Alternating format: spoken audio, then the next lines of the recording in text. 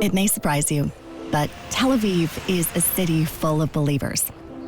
Not just any believers, the Ie Besetter kind of believers. Here, optimism is more than just a word, more than an idea. It's a way of life.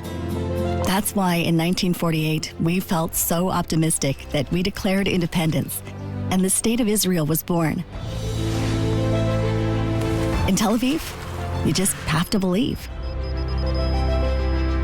Believe you'll overcome traffic, jellyfish, humidity.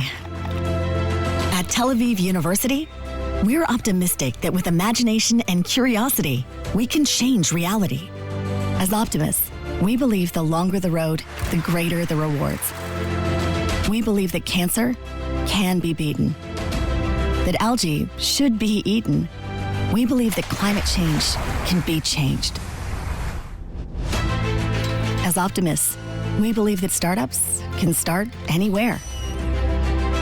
We believe that the science in music can improve mental health, and that in nano and quantum, TAU will be the one to make the leap. Are you optimistic? Join us on the road to breakthroughs. Optimism at work. Tel Aviv University.